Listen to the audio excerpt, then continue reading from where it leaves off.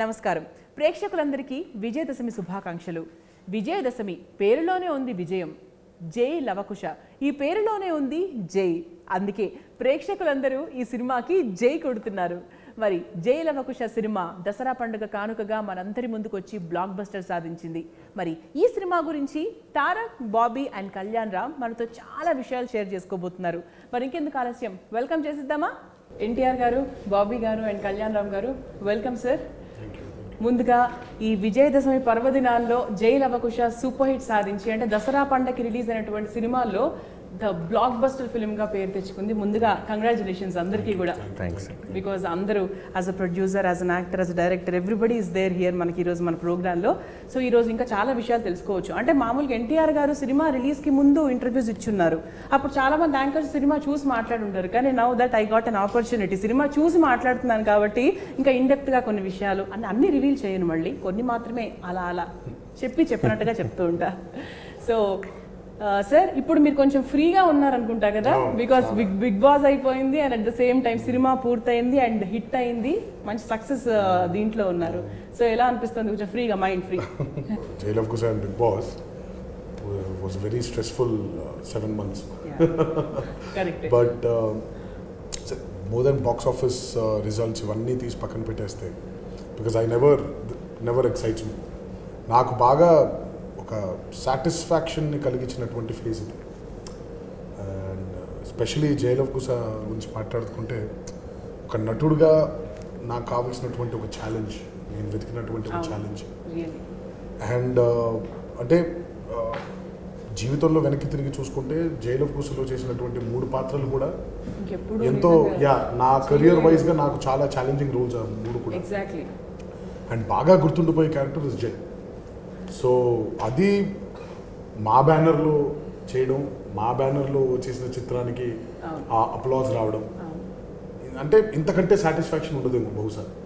Hero పాత్రకి ఎక్కువ fans ఉంటారు, అందుకంటే హీరో మెస్మరైజింగ్ హ్యాండ్సమ్ అదంతా ఓకే. కానీ ఇక్కడ విలన్ పాత్రకు అంతమంది ఫ్యాన్స్ ఉన్నారు అంటే నిజంగా అది క్యారెక్టర్ డిజైన్ చేయబట్టి అవ్వచ్చు, లేకపోతే మీ యాక్టింగ్. అలాగే రావణ్ పాత్రకి ఎంతమంది ఫ్యాన్స్ ఉన్నారంటే, ఎంతమంది సినిమా చూసినప్పుడు నిజంగా ఎన్టీఆర్ 3 పాత్రల్లో ఏమో కానీ రావణ్ పాత్రలో మాత్రం అమేజింగ్ అని నేను చెప్తున్నారు. అసలు credit goes to character design చేసిన మన బాబీ గారు. సో బాబీ గారు ఎలా అనిపిస్తుంది? ఆ క్రెడిట్ అంటే యాక్చువల్గా చేసిన పర్ఫార్మర్కి ఇవ్వాలండి, రాసుకున్నాను నేను. బట్ ఇంతలా అప్రిషియేషన్ వస్తుంది నేను ఎక్స్పెక్ట్ చేయలే. 3 మీద డిఫరెంట్గా ఉంటుంది villain character, USP of the film అనుకున్నాను తప్ప ఇంత దానికి ఫాలోయింగ్ పెరిగిద్ది అనుకున్నాను.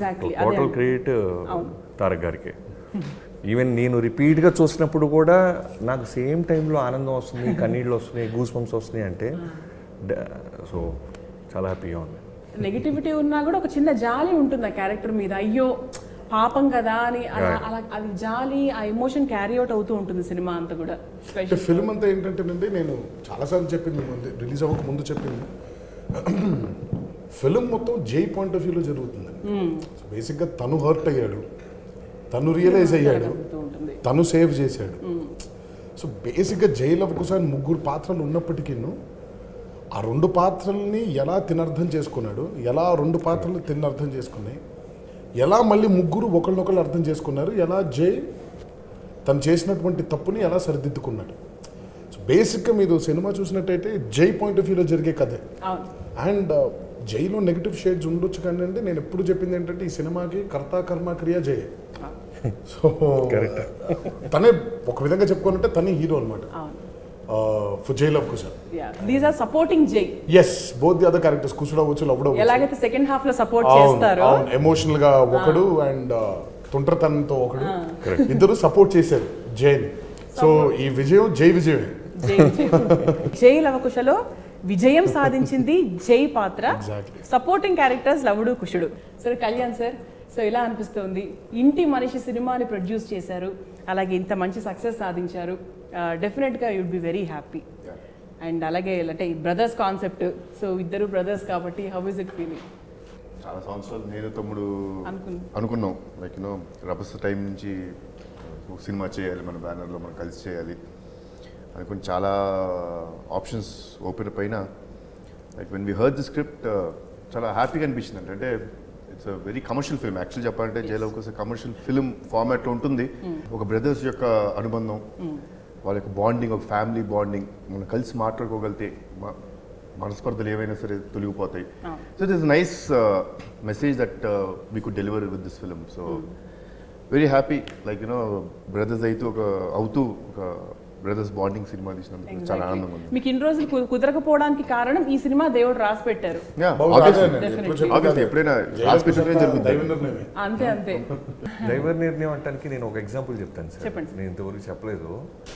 చిన్నపిల్లల ఎపిసోడ్ తీస్తున్నప్పుడు అన్నపూర్ణ స్టూడియోలో రెయిన్ ఎఫెక్ట్ సడన్గా డైరెక్టర్గా నాకు థాట్ వచ్చింది. రాసుకున్నప్పుడు లేదు, సడన్గా రెయిన్ ఎఫెక్ట్ కావాలనిపించింది సార్. చెప్తే 1 hour పడుతుంది నాకు రావడానికి.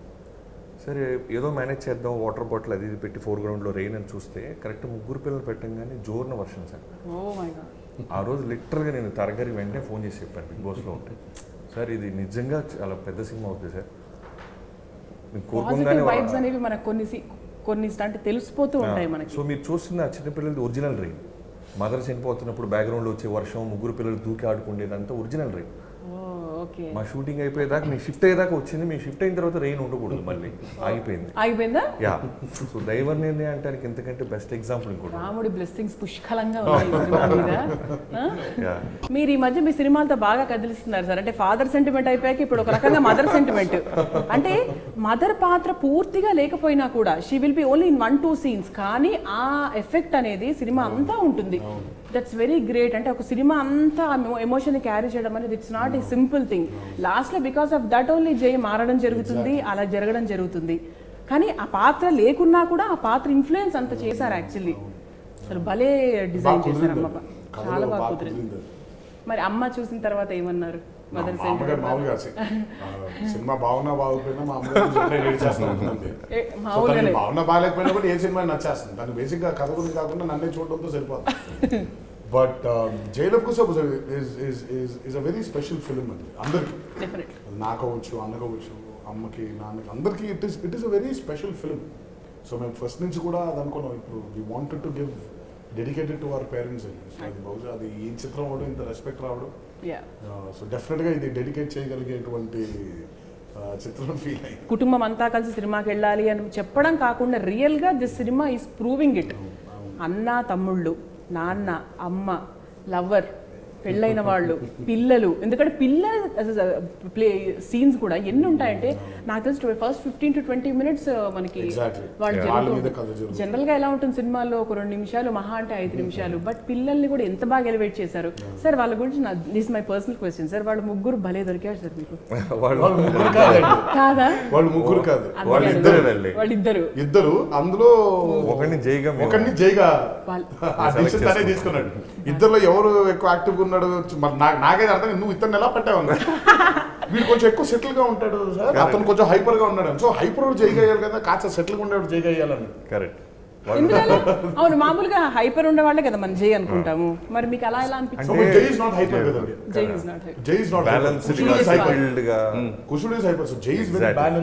అండ్ తర్వాత చిన్నగా ఉన్నప్పుడు వాళ్ళిద్దరు ఎక్కి తొక్కేస్తుంటే ఇతన్ని పాప ఆ పెయిన్ అంతా రావాలి కాబట్టి సో తను వాళ్ళిద్దరు, అతనే పెద్దోడు కదా. అవును సార్, తను పెద్దోడు, చిన్నోడేమో వాడు. సో వాళ్ళిద్దరు, సో అందులో ఒకళ్ళు 3వ క్యారెక్టర్ కూడా. వాళ్ళు ఇప్పటిదాకా ఏ ఫిల్మ్ చేయలే. హిల్స్ కోసమే తూతున్నప్పుడు లక్కీగా దొరికారు. పిలిచాం 2 days ముందు 3 days ముందు చిన్న రిహార్సల్స్ వాళ్ళకి ప్రాక్టీస్ చేయించాం. జై క్యారెక్టర్కి వెళ్ళిపెడతాను లిటరల్ గా.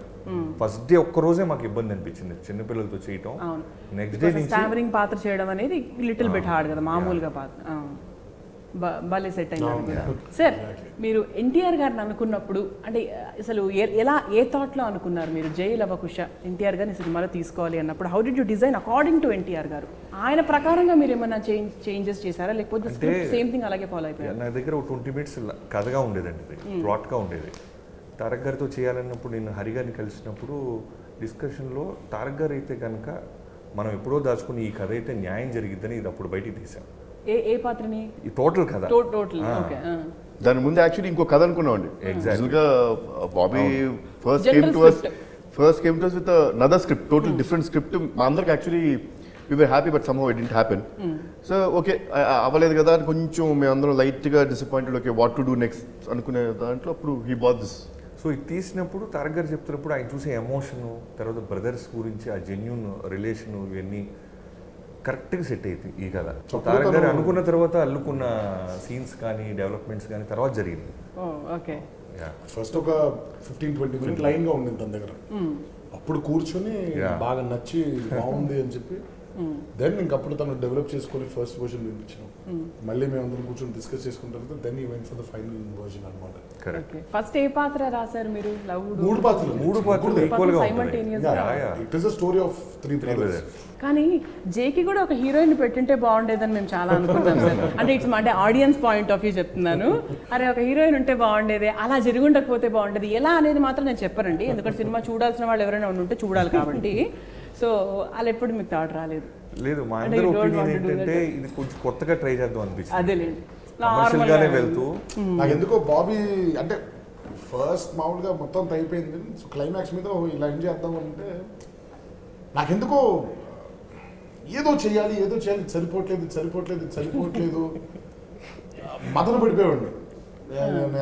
అన్నతో డిస్కస్ చేశాను, బాబీతో కాదు క్లైమాక్స్ ఏదో జరగకపోతే కరెక్ట్ కాదు, అది ఏదో న్యాయం జరగాలి, స్క్రిప్ట్కి ఏదో న్యాయం జరగట్లేదు అని చెప్పినప్పుడు నిజంగా ఇద్దరు దడుచుకున్నారు. ఇదేంటి ఈ క్లైమాక్స్ ఇలా అన్నాను. Then we thought of examples. అసలు బేసిక్గా దీవార్ లాంటి సినిమాలు అమితాబ్ బచ్చన్ లాంటి వ్యక్తి ఎందుకు చనిపోవాలి? మ్యాసివ్ కమర్షియల్ ఫాలోయింగ్ ఉన్న అయినా ఆ రోజు ఆ డిసిషన్ తీసుకోవడం ఇట్స్ ఫెంటాస్టిక్. అలాగే ఇఫ్ యూ టాక్ అబౌట్ షోలేలో అమితాబ్ డైస్ అగైన్. అంటే ఒక కథకి వెళ్తున్నప్పుడు ఒక న్యాయం జరిగితే బాగుంటుందేమో అనేది ఒక బిలీఫ్. అంటే నేను చెప్పేది రైట్ అని కాదు. అదే సో అప్పుడు ఇంకప్పుడు ఏమైందంటే ఇప్పుడు అది ఆ రోజు ఆ డిసిషన్ కాదు ఇలా ఏదో తీసుకుంటే బాగుంటుందేమో అనగానే ఒకసారి జంకారు అందరు. జంకిన దగ్గర నుంచి నేను మాత్రం పట్టు కూర్చున్నాను. ఏదైతే అవని రేపు పొద్దున్న తప్పు నాదే అవుతుంది కదా, నేను తీసుకుంటాను, అది టికెట్ ఉంటుంది మై స్టైల్ అంటే దెన్ బాబీ గాట్ కన్విన్స్. ఇప్పుడు బయట చూసిన వాళ్ళందరూ ఏమంటున్నారు? అంటే మేమందరం జైకా పాత్ర మీద ప్రేమ పెంచేసుకున్నాం సార్. నిజంగా ప్రేమ, అభిమానం, అంటే వి లవ్ దట్ క్యారెక్టర్ కాబట్టి అయ్యో పాపమే అని ఒక ఫీలింగ్ ఉంటుంది. ఏమో మరి నాకు అలా బహుశా ఆ ఫీలింగ్ రావాలని చేసినట్టు మేము అలా. ఏమో బహుశా ఆ ఫీలింగ్ రావాలని అయ్యో పాపం అని అన్నప్పుడు సింపతి పెరిగినప్పుడు కదండి క్యారెక్టర్ ఎలివేషన్ ఇంకా పెరుగుతుంది. ఎగ్జాక్ట్లీ. సో అప్పుడు అందుకే బహుశా ఆ రోజు ఆ డెసిషన్ తీసుకోవడం వల్ల ఇప్పుడు దేవిని ఎప్పటి నుంచో దేవిజీ ప్రసాద్ని వివ్ బీన్ ఆస్కింగ్ ఒక మంచి అన్నదమ్ముల పాట ఏదో ఉంటే బాగుంటుందేమో. ఇప్పుడు బికాజ్ నానక్ ప్రేమతో గురించి ఒక పాట, దట్ వాజ్ అ సర్ప్రైజ్. అది మేము అడిగేది కాదు. దేవి ఇనిషియల్ తన సినిమా చూసి ఫీల్ అయ్యి చేసిన పాట అది. దీనికి మాత్రం ఎందుకో ఫస్ట్ నుంచి అడుగుతున్నాం. నాకు ఎందుకంటే మైకిల్ మదన కామరాజులో కథ చెబుతా అనే పాట చాలా ఎంగేజింగ్గా ఉంటుంది. సో అలాంటి పాట ఏదైనా బ్రదర్స్ యాంథమ్ ఉంటే బాగుంటుందేమో బాబు అని ఫస్ట్ నుంచి కూడా దేవి గారిని అడుగుతున్నా. ఆయన ఓకే వస్తుంది అని. ఎప్పుడైతే ఈ క్లైమాక్స్ అయిపోయిన తర్వాత ఆయన సినిమా చూసారో అప్పుడు పలికినట్టుంది ఆయనకి. సో దాట్స్ వెన్ అందమైన లోకం అనే పాట అప్పుడు మొదలైంది. సో ఎప్పుడైతే దేవి లాంటి ఒక మ్యూజిక్ డైరెక్టర్ని ఇన్స్పైర్ చేయగలిగిందో సో దెన్ ఇంకా నమ్మకం కుదిరిపోయింది. దేవికే అంత ఇన్స్పిరేషన్ లాస్ట్ మినిట్ లో అది 1 వీక్ బిఫోర్ ఆ పాటని డిజైన్ చేయడం జరిగింది. So only purely because he saw the climax. అదే కనుక క్లైమాక్స్ ఇంకో రకంగా వచ్చేదేమో. మేము ఉందనుకునే షూట్ చేసాం. ఇక్కడ దేవి గారు ఒక సాంగ్ ఇస్తారు, ఇక్కడ ఒక యాంథమ్ ఏదో వస్తుంది, క్లైమాక్స్ లో అది యూజ్ చేస్తాం, చైల్డ్ ఎపిసోడ్ వేస్తాం అని. సో 1 వీక్ బిఫోర్ ఆయనే కదిలించిందంటే అప్పుడు ఇంకా నమ్మకం కుదిరింది. లేదు ఇది ప్రేక్షకుల్ని కూడా కదిలించేస్తుంది. So coming to DSP music, మామూలుగానే మీ సినిమాలు అన్ని సినిమాలకి అదర్ కొడతారు, ఈ సినిమాకి ఇంకొంచెం స్పెషల్గా అదర్ కొట్టారని చెప్పాలి. ఎవ్రీ సాంగ్, ప్రతి పాట ఇప్పుడు స్టేజ్ మీద సంగీతం జరిగిన వాటన్నిటికీ కూడా అంటే ఏ సిచ్యువేషన్కి తగ్గట్టుగా అలా డాన్స్లు చేస్తూ ఉన్నారు. సూపర్ పాపులర్ అయింది. మీకు ఇష్టమైన పాట ఏది? ఒక పాట అంటూ చెప్పలేనండి. నాకు అందమైన లోకం చాలా ఇష్టమైన పాట. Because it's got a lot of depth in it. More than that Ravana is my personal favourite. Haunting, అది బాగా అలా సినిమా నుంచి మెట్లు దిగి కిందికి వస్తూ ఉంటే వచ్చే పాట. చంద్రబోస్ గారు కూడా చాలా బ్రహ్మాండంగా రాశారు. And Ravana is probably the best పాట అండి ఇది. అండ్ ఆఫ్ కోర్స్ మిగతా పాటలన్నీ కూడా బాగాలేవనేది కాదు, but Ravana is my personal favourite. And Devi is major asset film. దీనికి బ్యాక్గ్రౌండ్ స్కోర్ కూడా చాలా ఎక్సలెంట్. అంటే ఏ చిత్రానికైనా అంటే ఇప్పుడు మనం చిత్రం తీసిన తర్వాత దానికి లైఫ్ ఇచ్చేది ఇస్ యువర్ బ్యాక్గ్రౌండ్ స్కోర్. ఇప్పుడు మనం విజువల్గా ఏదైనా చూస్తుంటే వెనకాల దానికి బ్యాక్గ్రౌండ్ యాడ్ అయినప్పుడే ఎలివేషన్ ఎలివేషన్ వస్తుంది, ఇంకెక్కువ మనలోకి రీచ్ అవ్వగలుగుతుంది. Because both eyes and ears కలిపి పనిచేస్తాయి కాబట్టి. దేవి పాటల గురించి ఈరోజు మనం స్పెషల్గా మాట్లాడుకోవాల్సిన అవసరం లేదు. Is been proving it time now and then. But background score మాత్రం చంపేశాడు ఈ చిత్రానికి. అసలు ఈ సినిమాకి ఎలా అయితే కావాలో జై పాత్ర వచ్చినప్పుడు సౌండింగ్ అది అద్భుతంగా ఇచ్చారు అసలు. చాలా బ్యూటిఫుల్ గా హ్యాండిల్ చేశారండి. And Devi's effort for the film has really paid of. చిన్న చిన్న కామెడీ ఎలిమెంట్స్ కూడా బాగున్నాయి. అంటే ఇప్పుడు అందరు ఎక్కువ ఏం చెప్పుకుంటున్నారంటే 20,000 ఇవ్వాల్సింటే 10,000 ఇచ్చి 2 సార్లు లెక్క పెట్టుకో. ఇది మామూలు ఇంట్లో కూడా 1,000 రూపాయలు అడిగితే 1 రూపాయి ఇచ్చి 1000 సార్లు లెక్క పెట్టుకో, అదే 1000 అవుతుంది. అంటే ఇవన్నీ చిన్న చిన్నవి, అంటే మన డైలీ రొటీన్ లో కూడా మనం యాడ్ చేసుకోగలిగే కామెడీ ఉంది ఇందులో. సో చాలా కుషుడు దగ్గర నుంచి డ్రైవ్ చేశాడు. సో మీరు చూసుకున్నట్టయితే జైకి సపోర్టింగ్ క్యారెక్టర్స్ ఇద్దరు, one is very emotional and one is very comical అనమాట. సో జై అండ్ లవుడు ఇద్దరు 2 ఎక్స్ట్రీమ్స్. జై ఏంటంటే బాగా కోపంలో ఎమోషన్లో బాగా ఆ ఎక్స్ట్రీమ్ అయితే, లవుడు చాలా ప్యాసివ్గా ఎక్స్ట్రీమ్ అనమాట. అతి చెడ్డవాడు అతి మంచివాడు. సో మధ్యలో చెడు మంచిని బ్యాలెన్స్ చేసేవాడు ఇతను. సో కుషుడుస్ character was a phenomenal character. ఎందుకంటే చాలా హెవీ ఎమోషనల్ ఫిల్మ్ లో కుషుడే కరెక్ట్ గా రిలీఫ్ ఇవ్వగలిగాడు. 2.5 hours ఇవాళ రావణ్ గురించి, ఐ మీన్ జై బాగా చేశాడు అంటే ఆ రిలీఫ్ ఇచ్చింది పాపం కుషుడే ఇచ్చాడు. కథని డ్రైవ్ చేసింది లవుడు. అవును. సో ఒకడు కథని డ్రైవ్ చేస్తుంటే ఒకటి పక్కన సపోర్టివ్ గా దాన్ని కొంచెం రిలీఫ్ చేసుకుంటూ వెళ్ళి ఫైనల్ గా ఈ రోజు అంతా అంటే all mixed bag of emotions అంటే అన్ని కలిపలా వచ్చిందంటే కారణం మాత్రం because each and every character had it's preference అండి. అంటే everything was really laid of like that correct గా. జై ముందు 2 పాత్రల్లో కొంచెం కామెడీ కనిపించాయి. అంటే ఏదైనా క్వశ్చన్ అడిగిన వెంటనే అవును అని చెప్పి సత్యహరిశ్చంద్రులాగా లవుడు చెప్పేసావేంట్రా అన్నట్టుగా కుషుడు భలే ఉంది. అంటే సెకండ్ హాఫ్ అంతా కూడా, ఫస్ట్ హాఫ్ అంతా మాకు ఒక క్వశ్చన్ మార్క్, అవునా ఓకే చూద్దాం అన్నట్టుగా. సెకండ్ హాఫ్ అంతా కూడా చాలా హ్యాపీగా సరదాగా అలా సూపర్ గా జరిగిపోయింది. కళ్యాణ్ సార్, మీకు సెకండ్ హాఫ్ చూసినప్పుడు మీకు ఎలా అనిపించింది? ఫస్ట్ హాఫ్ అంతా చూసిన తర్వాత సెకండ్ హాఫ్ చూసినప్పుడు like how did you feel? అంటే ముగ్గురు బ్రదర్స్ కలిసి అదొక డ్రామా లాగా ఉంది. ముందు ఒక నాటకం అయితే తర్వాత ఒక నాటకం. ఫస్ట్ హాఫ్ కంటే సెకండ్ హాఫ్ బాగా నచ్చింది నా పర్సనల్ ఫీలింగ్. బికాస్ చాలా ఎమోషనల్గా ఉంటుంది సెకండ్ హాఫ్. అండ్ అలా ముగ్గురు కలిసి ఉంటాం అక్కడ. నాకు అంటే బికాస్ ఈవెన్ కొంచెం అందరికీ తెలియదు ఏంటంటే నాకు తారక్ పడిన కష్టం కూడా తెలుస్తుంది కాబట్టి అక్కడ ఆ ముగ్గురు పాత్రలు వేసినప్పుడు ఉన్నాం కాబట్టి సో ఇంకెక్కువ నచ్చింది. అండ్ అది నాకు చాలా కొత్తగా అనిపించింది. అంటే ముగ్గురు అన్నదమ్ములు ఉన్న కథలో ఇప్పుడు దాకా ఎవరో ఒకళ్ళు ఇంకా కలుస్తానికి ఇంకా వెయిట్ అవ్వడం, లేకపోతే ఒక విలన్ కూడా ఎత్తుకెళ్ళిపోవడం, ఇలాంటి డ్రామాలన్నీ జరుగుతుంటాయి. We have been seeing that. But ఈ ఫిల్మ్లో జే అనే క్యారెక్టర్ వాళ్ళ ఇద్దరిని వాడుకుంటాం. So I felt it was very new sort of drama. చాలా కొత్తగా అనిపించింది నాకు ఆ drama, the way you drive the story. నాకు సెకండ్ హాఫ్ చాలా కొత్తగా అనిపించింది. అంటే మనం ఫస్ట్ అసలు చాలా బాగా, అంటే మీరు చెప్తున్నారు కదా, అంటే డ్రైవింగ్ అనేది పోసాని గారు కూడా భలే డ్రైవ్ చేశారు సినిమానంతా కూడా. వాళ్ళ వెనకాలే ఉంటూ ఇనీషియల్గా ఎలాగైతే డ్రైవ్ చేశారో అట్ ద ఎండ్ కూడా ఆయన భలే డ్రైవ్ చేసుకుంటూ తీసుకొచ్చారు సినిమాని. చాలా స్పెషల్ రోల్ ఇచ్చారు ఆయనకు మీరు. అంటే పోసాని గారు వల్లే మొదలైందండి వీళ్ళిద్దరికి. అసలు వీళ్ళు ముగ్గురు మధ్యలో ప్రాబ్లం మొదలైంది ఆయన వల్ల. ఆయన సరిగ్గా కమ్యూనికేట్ చేయకపోవడం వల్ల, కమ్యూనికేట్ చేయనివ్వకపోవడం వల్ల.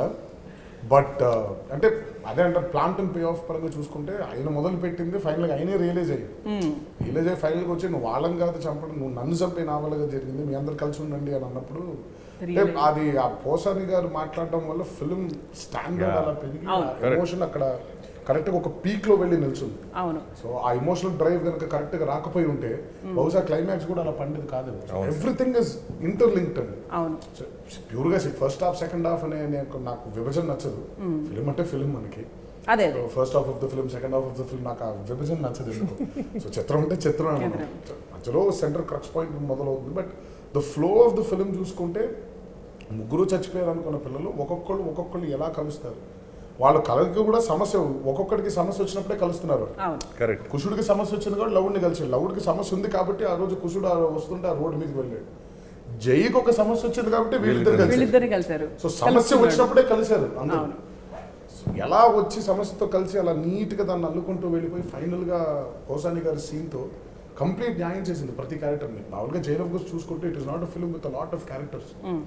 బేసిక్గా రాసిన విధానం కూడా అలాగే, ఎందుకంటే ముగ్గురు క్యారెక్టర్స్ ఆల్రెడీ ఉన్నాయి కాబట్టి స్ట్రాంగ్ క్యారెక్టర్స్.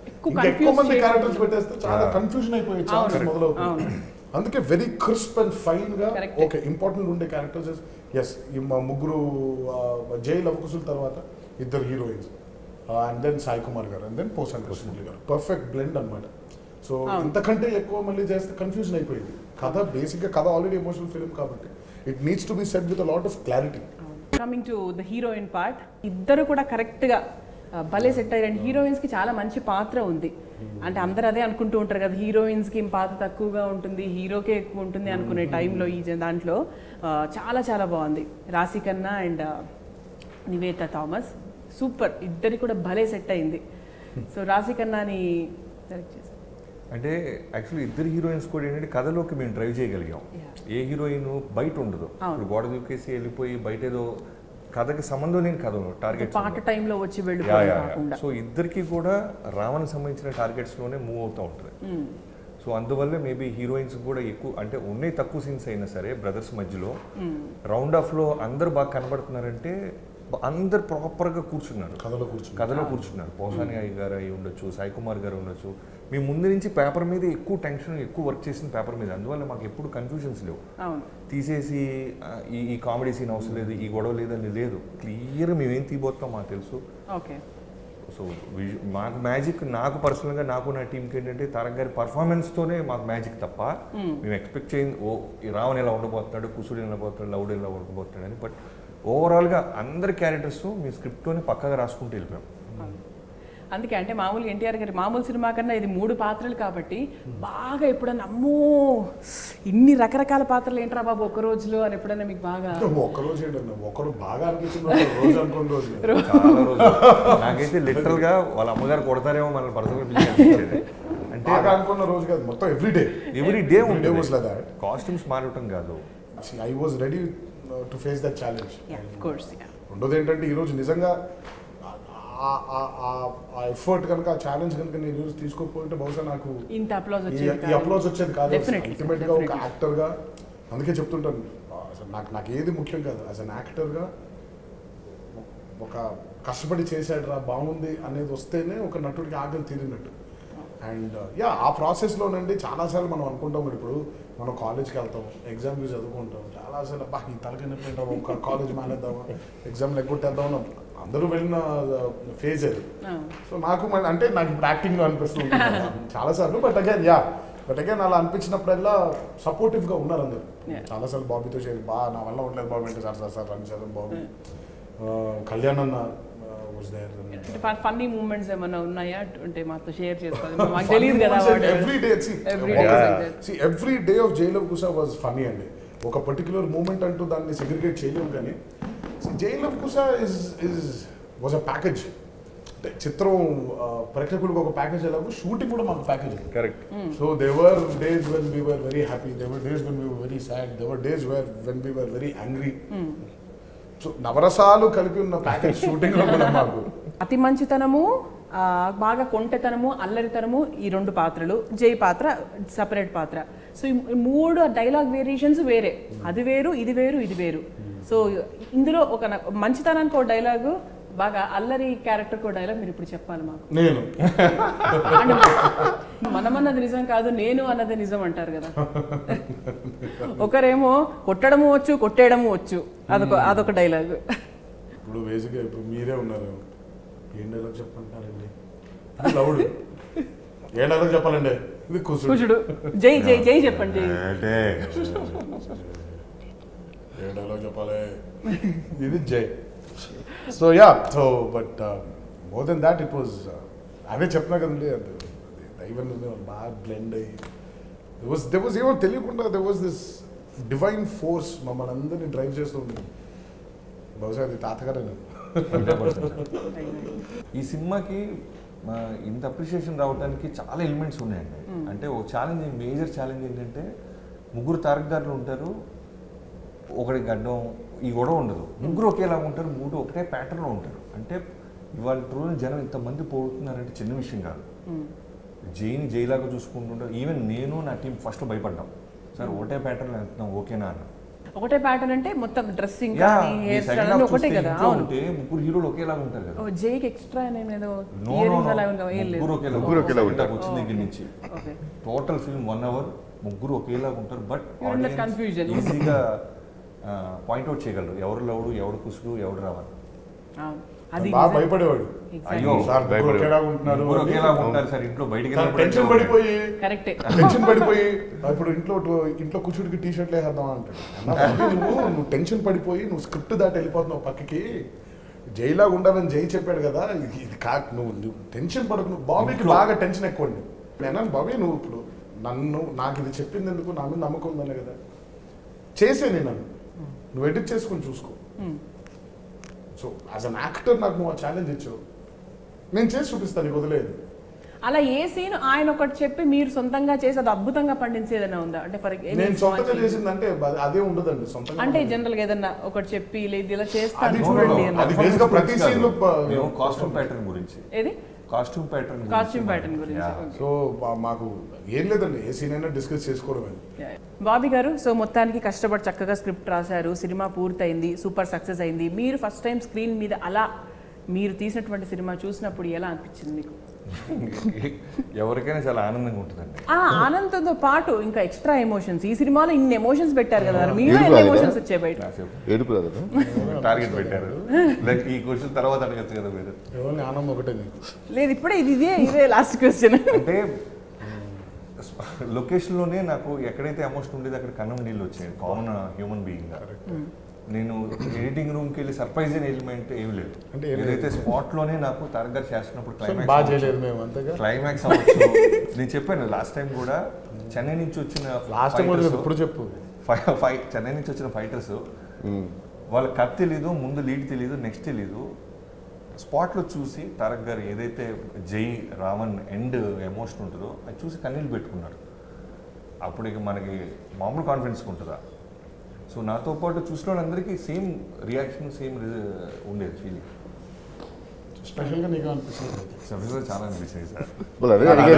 నేను అడిగింది అదే సార్, మరి అదే స్పెషల్గా అడిగారు. హ్యాపీ అదే అడిగారు మీరు అది చెప్పకుండా ఏదేదో చెప్తారు. అదే అడిగారు నువ్వు సార్. చెప్పలేదు. కళ్యాణ్ గారు మీరు చెప్పండి సార్, బాబీ గారి తరఫు నుంచి మీరు చెప్పాలి. క్వశ్చన్ ఏంటండి? క్వశ్చన్ ఏంటంటే మీరు cinema okay as a producer director షూస్లోకి వెళ్ళి చెప్పండి, సినిమా చూసినప్పుడు మీకు ఫైనల్గా మీరు అంత షూటింగ్ చూసారు అదంతా మీరు చెప్పకండి, హ్యాపీగా ఉన్నారని కూడా చెప్పకండి, డెఫినెట్గా హ్యాపీ, బట్ అది కాకుండా what are the other emotions you felt after watching the movie?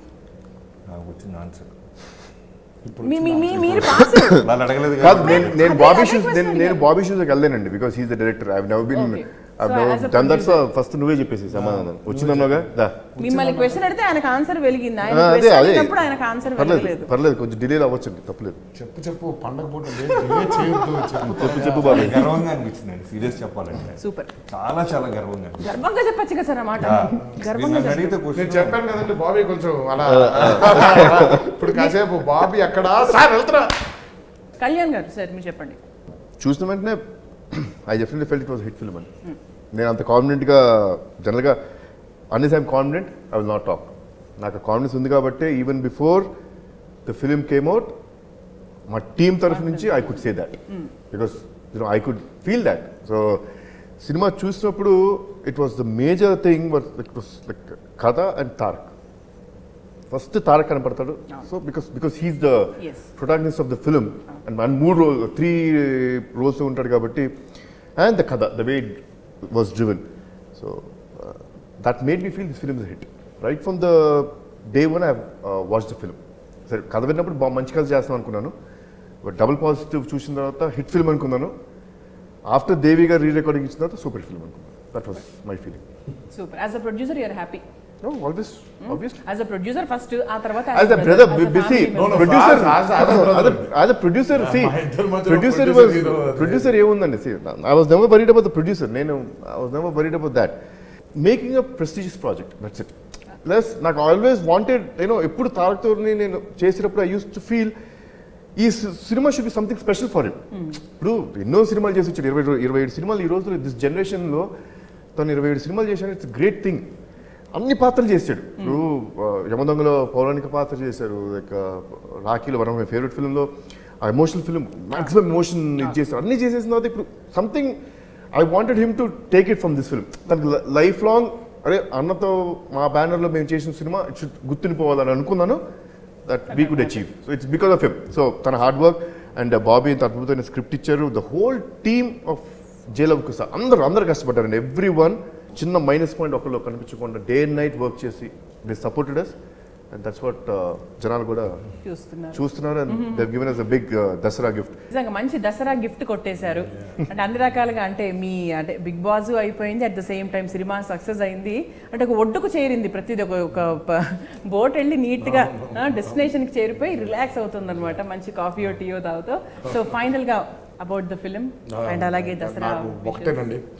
I mean నాకు ఫిల్మ్ చూసినప్పుడల్లా ప్రతి అంటే అంచెల వైజ్గా స్టేజ్ వైజ్గా లెక్కేసుకుంటే విన్నప్పుడు ఒక భయం, చేసిన తర్వాత ఇంకొంచెం భయం, చేసేప్పుడు చేసి డబుల్ పోటర్ చూసినప్పుడు పాజిటివ్ చూసినప్పుడు ఇంకొంచెం భయం, ఫైనల్గా చూసినప్పుడు ఇంకొంచెం భయం. సో నాకు అంటే బాగా నచ్చేయడం వల్ల నా భయం స్కేల్ పెరుగుతూ వెళ్ళింది. సో ఫైనల్గా నిజంగా ఈరోజు అంటే బాగా నచ్చింది, కష్టపడి చేసాం అందరం. దీని రిజల్ట్ కూడా బాగుంటే